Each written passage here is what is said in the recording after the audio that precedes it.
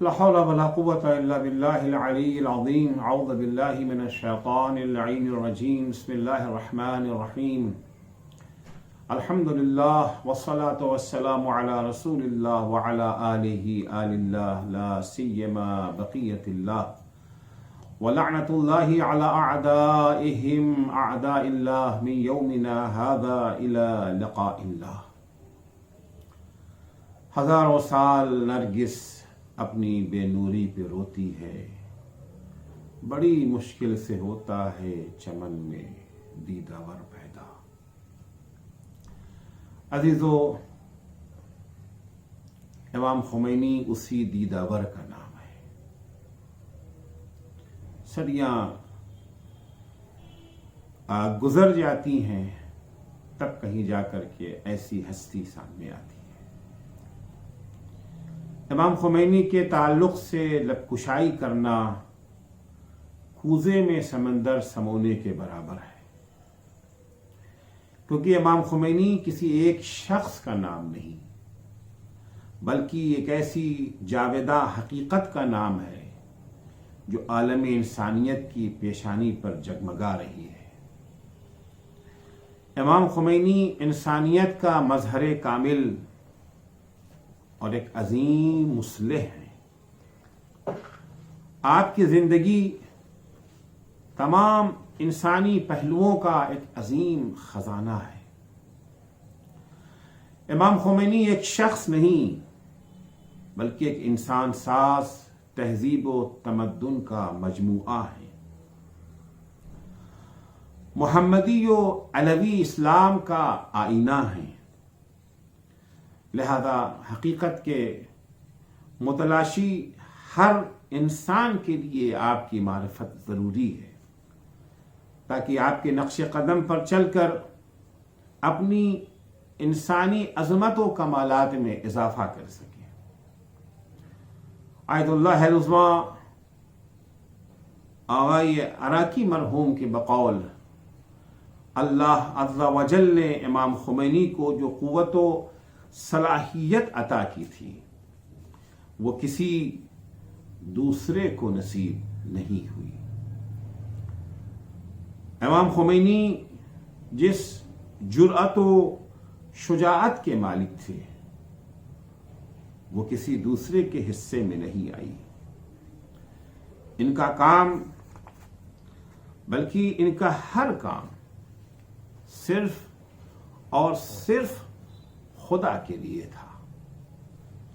یہ ان لوگوں میں سے تھے اگر عاشور کے دن ہوتے تو شہداء کی تعداد، شہدائے کربلا کی تعداد 72 کے بجائے 73 ہوتی.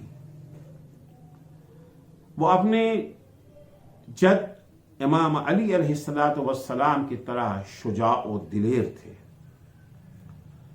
شہید محمد باقر الصدر جیسے عظیم فقیہ، فلسفی، اسلام شناس، وہ دلیر و شجاع مرجع تقلید جنہوں نے اپنی جان کی پرواہ کیے بغیر واضح لفظوں میں کربلا و نجف کے گورنر سے خطاب کر کے فرمایا کہ میں صاف صاف کہہ دیتا ہوں کہ عراق کے باسی حکمراں یزید بن معاویہ جیسے ہیں. اس عظیم رہنما نے، اس عظیم شہید رہنما نے امام خمینی کی اسی الہی و اسلامی عظمت کا اعتراف کرتے ہوئے یہ کہا تھا ذوبوا فی الخمینی کما ہوا ذابا فی الاسلام. جس طرح سے امام خمینی نے اپنے کو اسلام میں فنا کر دیا ہے، تم سب لوگ اپنے کو امام خمینی میں فنا کر دو، کیونکہ امام خمینی کے ذات میں فنا کرنا یعنی اسلام میں فنا ہو جانا. امام خمینی صرف ایک سیاسی لیڈر ہی نہیں تھے بلکہ تمام اسلامی اقدار کا مجموعہ تھے. آپ کا ایک اہم امتیاز آپ کی جامعیت ہے. آپ اپنے جد امیر المومنین حضرت علی بن ابی طالب علیہ السلام کے نقش قدم پر چلتے ہوئے متضاد صفات سے اپنے وجود کو آراستہ کیے ہوئے تھے۔ اسلامی اقدار میں سب سے اہم قدر عبودیت و بندگی ہے۔ یہ تمام فضیلتوں کی بنیاد اور اساس ہے۔ امام خمینی کی زندگی کے تمام پہلوؤں میں عبدیت و بندگی کے آثار واضح طور پر نمایاں ہیں۔ آپ کے تمام حرکات و سکنات پر تقویٰ، طہارت نفس، قداست اور پاکیزگی کردار کی حکمرانی تھی۔ امام خمینی کی اہلیہ فرماتی ہیں کہ میں 60 برس آپ کے ہمراہ رہی، اس عرصے میں نے ایک گناہ بھی آپ کی زندگی میں نہیں دیکھا۔ 60 برس میں کبھی بھی انہوں نے مجھ سے کسی چیز کی فرمائش نہیں کی، کبھی کسی کام کا تقاضا نہیں کیا سوائے اس کے ہم گناہ نہ کریں اور اپنے اخلاق و سیرت کو سنوارنے کی ہمیشہ کوشش کرتے رہیں۔ ان 60 برسوں میں کبھی بھی آپ کی نماز شب ترک نہیں ہوئی۔ وہ عبادت کے ساتھ ہی اس بات کا بھی خیال رکھتے تھے کہ ان کے کسی عمل سے ہم لوگوں کو تکلیف نہ ہونے پائے۔ وہ نماز شب کے لیے اتنی خاموشی اور آہستہ سے اٹھتے تھے کہ کبھی بھی ہماری یا بچوں کی نیند میں خلل نہیں پڑا۔ سفر میں بھی آپ کی نماز شب نہیں چھوٹتی تھی۔ امام خمینی توحید و بندگی میں انقطاع الی اللہ کی منزل پر پہنچ چکے تھے۔ تمام خلائق سے منہ موڑ کر ذات باری تعالیٰ سے پورے طور پر وابستہ ہو چکے تھے اور دوسروں کو بھی اسی چیز کی دعوت دیتے تھے۔ اپنے فرزند سید احمد خمینی کو خطاب کر کے فرماتے ہیں، بیٹا اپنا دل خدا کے سپرد کرنے کی کوشش کرو اور یہ یقین کر لو کہ اس کائنات میں اس کے سوا کوئی دوسرا مؤثر ہے ہی نہیں۔ آپ حوزہ علمیہ قم میں درس دیتے وقت ہمیشہ اپنے درس کا آغاز اس جملے سے کرتے تھے، الہی حبلی کمال الانقطاع الیک۔ یہ جملہ مناجات شعبانیہ کا حصہ ہے، وہ مناجات شعبانیہ جو ائمہ معصومین علیہم السلام سے منقول ہے۔ الہی حبلی کمال الانقطاع الیک وانر ابصارنا بضیاء نظرها الیک۔ اے خدا خلائق سے رشتہ توڑ کر تیری ذات سے مکمل طور پر جڑ جانے کی مجھے توفیق عنایت فرما اور ہمارے دل کی آنکھوں کو تیری طرف دیکھنے والی نگاہوں کی روشنی سے منور فرما۔ امام خمینی ہمیشہ اول وقت نماز پڑھنے کے پابند تھے۔ ایران عراق کے جنگ کے دوران زمینی فوج کے کمانڈر شہید جنرل سیاد شیرازی کا بیان ہے کہ جنگ کے دوران آیت اللہ خامنئی اور ہاشمی رفسنجانی وغیرہ جیسے اسلامی جمہوریہ کے چوٹی کے لیڈروں کے ہمراہ میں امام خمینی کی خدمت میں محاذ جنگ کی رپورٹ پیش کر رہا تھا۔ اچانک امام خمینی اٹھ کھڑے ہوئے اور دوسرے کمرے میں چلے گئے۔ امام خمینی کے اچانک چلے جانے سے ہم لوگ پریشان ہو گئے کہ امام اچانک کیوں چلے گئے؟ خدا نخواستہ آپ کی طبیعت تو ناساز نہیں ہو گئی؟ تھوڑی دیر میں واپس آ گئے۔ آغا رفسنجانی نے ان سے دریافت کیا کہ آپ کی طبیعت تو ٹھیک ہے؟ امام نے فرمایا، ہاں میری طبیعت بالکل ٹھیک ہے، یہ نماز کا وقت ہے۔ وہ کہتے ہیں جب میں نے گھڑی دیکھا تو ٹھیک نماز کا اول وقت تھا. ہم سب نے امام خمینی کی امامت میں جماعت سے نماز پڑھی. اتنی اہم میٹنگ ہو رہی تھی کیونکہ جنگ اس زمانے میں ایران کے اہم ترین مسائل میں اس کا شمار ہوتا، بلکہ اہم ترین مسئلہ تھا. اس کے سلسلے میں محاذ جنگ کی رپورٹ کمانڈر پیش کر رہا ہے. لیکن نماز کا جب اول وقت آ گیا پھر دنیا کی کوئی چیز بھی امام خمینی کو روک نہیں سکتی تھی. امام خمینی عاشق اہل بیت اطہار تھے. ائمہ طاہرین علیہم السلام کو خدا کے جلال و جمال کا مظہر سمجھتے تھے. زیارت جامعہ میں بیان ہونے والے ائمہ کے صفات و خصائل کو دل کی گہرائیوں سے مانتے تھے، اس کے دل کی گہرائیوں سے متعقد تھے اور ہمیشہ زیارت جامعہ پڑھتے رہتے تھے.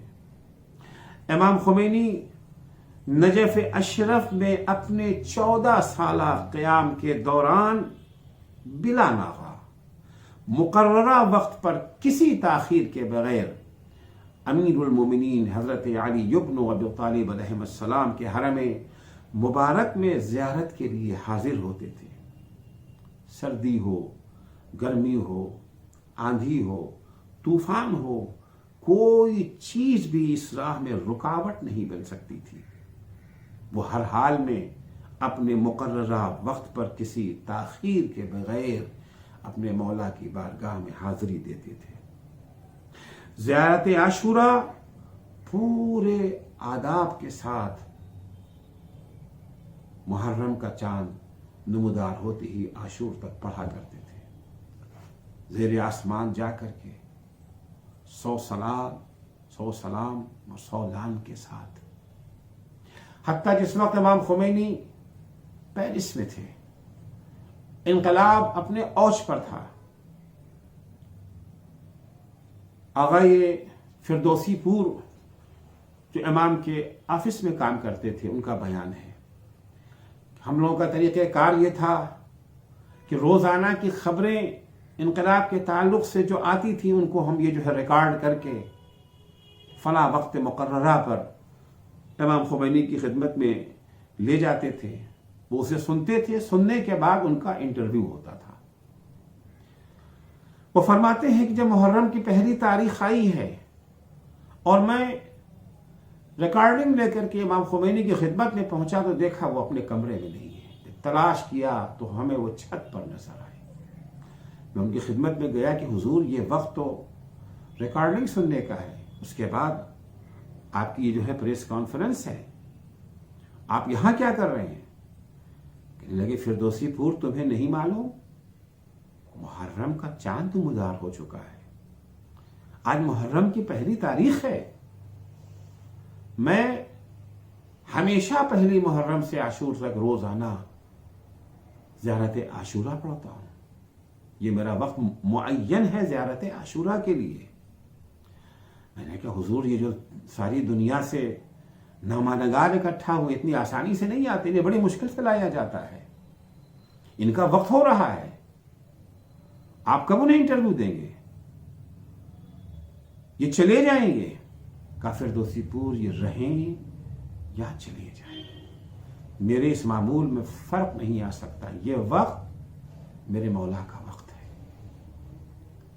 اتنی زیادہ وابستگی، اتنی زیادہ دلبستگی اہل بیت اطہار علیہ السلام خصوصاً سید الشہداء حضرت امام حسین علیہ السلام سے تھی. امام خمینی کا ایک اہم امتیاز ان کا نظم و ضبط اور ڈسپلن ہے، اور ان کی کامیابی میں اس کا ایک اہم کردار ہے. امام خمینی کی کامیابی کا ایک اہم راز بھی اسی میں نہا ہے. یہی ان کا وقت کا پابند ہونا، ڈسپلن اور نظم و ضبط کا ان کی زندگی میں حاکم رہنا. نظم و ضبط اور وقت کی پابندی کا سلسلہ، اس سلسلے میں آپ کے استاد عرفان آیت اللہ شاہ آبادی کا یہ بیان بڑا معنی خیز ہے. آپ فرماتے ہیں روح اللہ واقعاً روح اللہ ہے. ایک دفعہ بھی ایسا نہیں ہوا ہے کہ وہ درس میں میرے بسم اللہ کہنے کے بعد حاضر ہوئے ہوں. ہمیشہ میرے بسم اللہ کہنے سے پہلے وہ درس میں موجود رہتے ہیں. امام خمینی وقت کے اتنے پابند تھے کہ حرم امیر المومنین علیہ الصلوۃ والسلام میں ان کی آمد سے لوگ اپنی گھڑی ملاتے تھے کہ وہ آ گئے، یعنی اتنے بج کر کے اتنے منٹ ہو چکے ہیں. اسلامی تعلیمات میں زہد کو بہت اہمیت دی گئی ہے. امام خمینی اس میدان میں بھی صف اول میں نظر آتے ہیں. دوست و دشمن سبھی آپ کے زہد، قناعت اور سادہ زیستی کے قائل تھے. قم اور نجف کے سخت گرمی کے موسم میں بھی آپ نے اپنے گھر میں کولر لگانے کی اجازت نہیں دی. جب آپ کے چاہنے والوں نے اپنے پیسے سے کولر لگانے کی اجازت مانگی تو فرمایا جب تمام طالب علموں کے گھر میں کولر لگ جائے گا تو میرے گھر میں بھی کولر لگا دینا. امام خمینی کی ایک اور خصوصیت ملکی قوانین کا احترام ہے. امام خمینی جس وقت پیرس کے مضافات میں نوفل لوشاتو گاؤں میں مقیم تھے، چونکہ وہاں پر حلال گوشت ملنا بہت مشکل کام تھا، آپ کے کچھ چاہنے والوں نے آپ کے کرائے کے گھر میں ایک دمبا ذبح کیا. لیکن جب اس کا گوشت امام خمینی کے سامنے دسترخوان پر رکھا گیا اور آپ کو اس واقعے کی خبر دی گئی یہ گوشت کس طرح سے فراہم ہوا ہے، تو آپ نے اس گوشت کو کھانے سے انکار کر دیا کہ یہ جانور فرانس کے قوانین کے برخلاف ذبح کیا گیا ہے. امام خمینی بہت ہی متواضع و منکسر المزاج تھے، لیکن اس کے باوجود عزت نفس بھی آپ کو بہت عزیز تھی.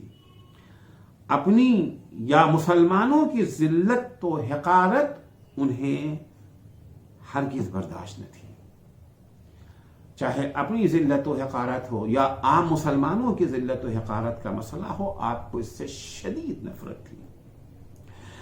امام خمینی کی سب سے سخت تقریر جس کے نتیجے میں آپ کو گرفتار کر کے شاہی حکومت نے جلا وطن کر دیا، وہ کیپیچولیشن کے خلاف آپ کی تقریر تھی. امریکہ سے شاہی حکومت نے معاہدہ کیا تھا کہ اگر کوئی امریکی نیشنل ایران میں بڑے سے بڑے جرم کا بھی مرتکب ہو جائے، ایران کی کسی عدالت کو امریکی نیشنل پر مقدمہ چلانے کا حق نہیں ہے. ہاں، امریکی عدالتوں کو ایرانی نیشنلز پر مقدمہ چلانے کا حق ضرور ہے.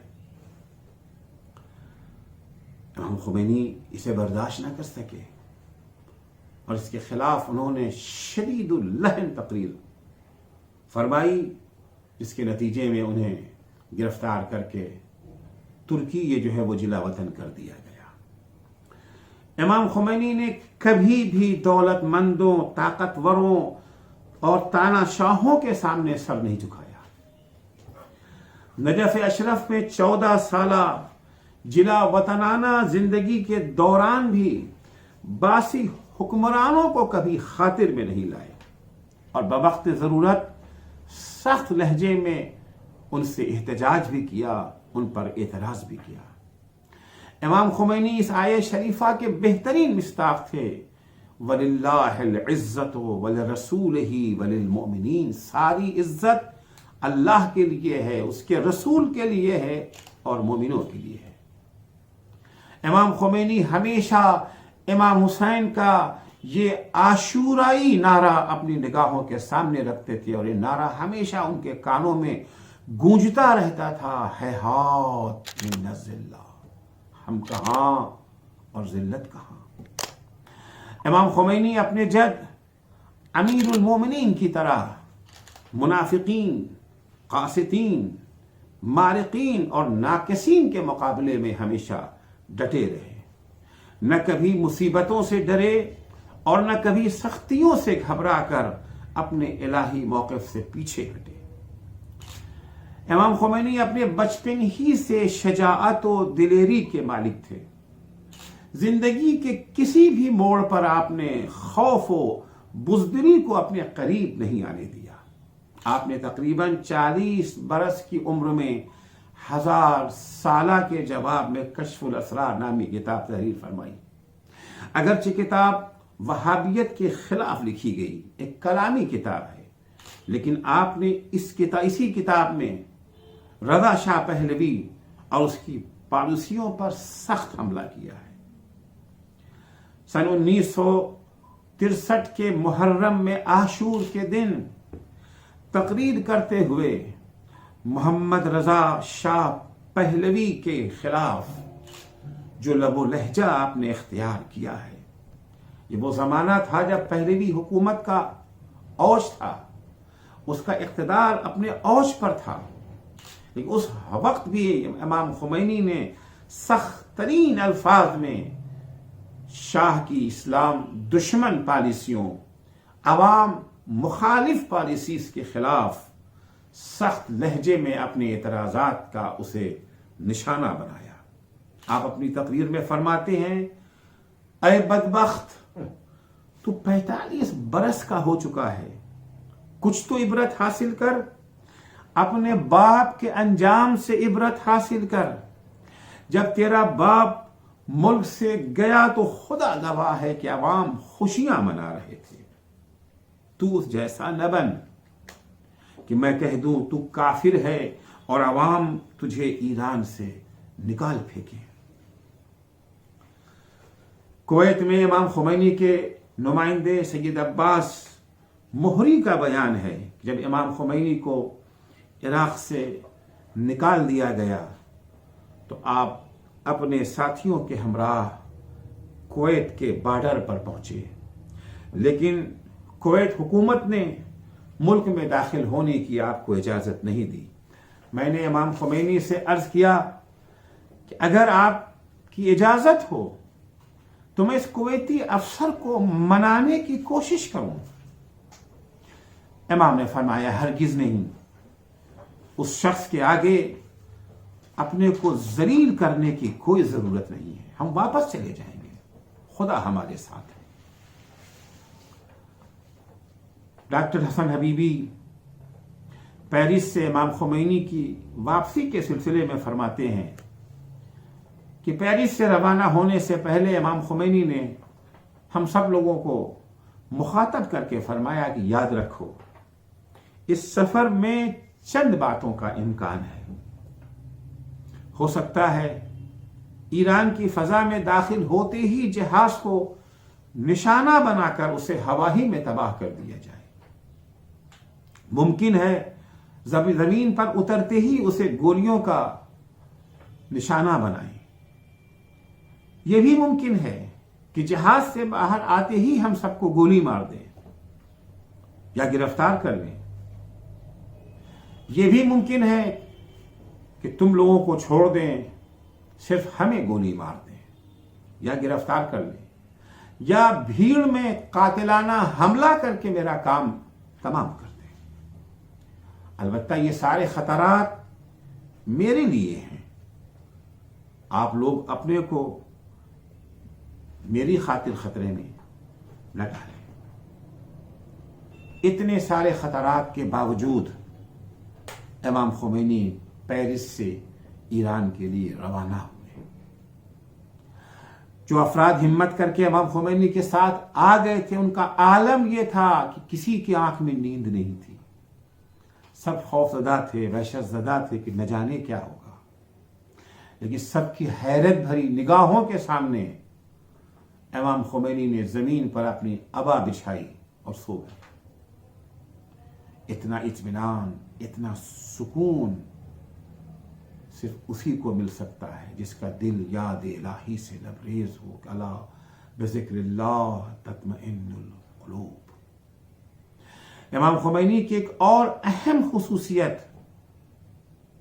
امام خمینی کو سارے علماء سے ممتاز بنا دیتی ہے، وہ ہے آپ کی وسیع بصیرت، جو آپ کے اعلیٰ تقوی کی دین ہے۔ یہ تقوی کا ایک اثر، ایک نتیجہ بصیرت ہے۔ من یتق اللہ یجعل لہ فرقانا، جو اللہ کا تقوی اختیار کرتے ہیں اللہ انہیں اچھے اور برے میں تمیز ادا کر دیتا ہے، صحیح اور غلط کا فرق انہیں سمجھا دیتا ہے۔ اس وقت کون سا موقف صحیح ہے، کون سا موقف غلط ہے، امام خمینی نے جتنے موقف اختیار کیے اپنے مشیروں کے مشوروں کے برخلاف، حتیٰ بہت سارے مواقع تھے جب آپ کے مخلص ترین مشیروں کا مشورہ یہ تھا کہ آپ یہ کام نہ کریں۔ من جملہ اس وقت امام خمینی ایران آ گئے۔ امام خمینی کی ایران آ جانے کے تقریباً 8-9 دن کے بعد 8-9 دن کے بعد کا واقعہ ہے کہ حکومت وقت نے پورے ایران میں فوجی حکومت قائم کر کے کرفیو لگا دیا۔ سختی کے ساتھ اس بات کا اعلان کر دیا گیا کہ جو بھی آج گھر سے باہر نکلے گا اسے گولی مار دی جائے گی۔ حکومت کے تیور بہت سخت تھے۔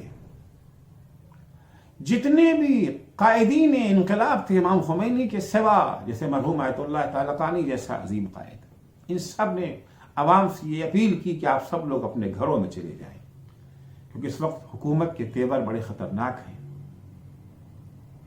لیکن ایسے میں حیرت و استعجاب کے عالم میں امام خمینی کا یہ بیان آتا ہے کہ آج گھر میں جانا حرام ہے، سب لوگ گھر سے باہر رہیں۔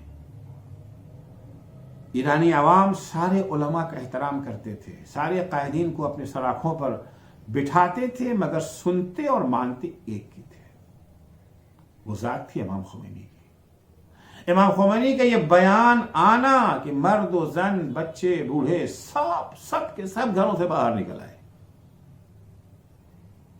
سب کے سب گھروں سے باہر نکل آئے۔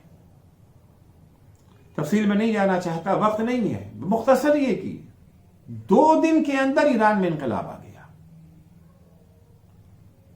فوج کے اڈوں پہ قبضہ ہو گیا، چھاونیوں پہ قبضہ ہو گیا، ہیڈ کوارٹر پہ قبضہ ہو گیا، ریڈیو ٹیلی ویژن پہ قبضہ ہو گیا، اور انقلاب کی آواز ریڈیو ٹیلی ویژن سے جو ہے بلند ہونے لگی۔ لوگ حیرت زدہ تھے کہ امام خمینی نے یہ بات کیسے کہہ دی۔ ہر شخص نے اپنے اپنے لحاظ سے اپنے اپنے طور پر قیاس کیا۔ اہمیت کا، اس اعلان کی اہمیت کا اندازہ اس وقت ہوا جب فوج کی ہیڈ کوارٹر پر قبضہ ہونے کے بعد جو دستاویزیں وہاں سے نکلی، جو منصوبہ تھا حکومت کا کرفیو لگا کر کے، جب وہ سامنے آیا۔ حکومت کا منصوبہ یہ تھا کہ کرفیو لگا دیا جائے گا، غیر معینہ مدت کے لیے 2 دن 3 دن تک کرفیو لگا رہے گا۔ اس مدت میں فوج اہم جگہوں پر مورچہ سنبھال لے گی۔ فوج کے ٹینک، بختر بند گاڑیاں، بھاری اسلحے اہم جگہوں کے اوپر نصب کر دیے جائیں گے، اور رات پورے ایران میں چھوٹے بڑے 10,000 انقلاب کے لیڈروں کو گرفتار کر کے موت کے گھاٹ اتار دیا جائے گا، من جملہ امام خمینی کے۔ پھر جب 2-3 دن کے بعد کرفیو ہٹے گا، لوگوں کو خبر ملے گی، بہشتی مارے گئے، خامنئی مارے گئے، رفسنجانی مارے گئے، طالقانی مارے گئے، منتظری مارے گئے، مشکینی مارے گئے، اردبیلی مارے گئے، حتیٰ کہ امام خمینی بھی مارے گئے۔ لوگوں میں غم و غصہ پھوٹ پڑے گا، لوگ سڑکوں پر آ جائیں گے، 1,00,000-2 لاکھ لوگوں کو ختم کر دیا جائے گا۔ پھر لوگوں کے حوصلے پست ہو جائیں گے، اب کوئی خمینی باقی نہیں بچے گا کہ جو لوگوں کا حوصلہ بڑھا سکے۔ اگر امام خمینی نے عوام کو یہ حکم نہ دیا ہوتا کہ آج گھر سے نکلنا حرام، آج گھر میں جانا حرام ہے، گھر میں رہنا حرام ہے، سب کے سب سڑکوں پر نکل آئے. اگر یہ حکم نہ دیا ہوتا تو حکومت اپنے منصوبے میں کامیاب ہو جاتی، فوجیں اپنا ٹھکانہ سنبھال لیتی، تنصیبات جہاں جہاں پر پہنچنا تھی پہنچ جاتی، اور یہ قتل عام ہو چکا ہوتا. لیکن امام خمینی کے اس حکم کی بنا پر جب سب لوگ سڑکوں پر آ گئے، فوج کو آگے بڑھنے کا موقع نہ مل سکا. لوگوں نے سڑکیں کھود دیں، راستے بند کر دیے گئے، مقابلے کے اوپر عوام تیار ہو گئی، فوج آگے نہ بڑھ سکی، نہ یہ 10,000 لیڈران گرفتار ہو سکے، نہ امام خمینی کو قتل کیا جا سکا، نہ حکومت اپنے منصوبے میں کامیاب ہو سکی. یہ بصیرت خداداد بصیرت ہے، جس بصیرت کا ثبوت امام خمینی نے دیا ہے، واقعاً وہ بے نظیر و بے مثال ہے. السلام علیکم ورحمۃ اللہ وبرکاتہ.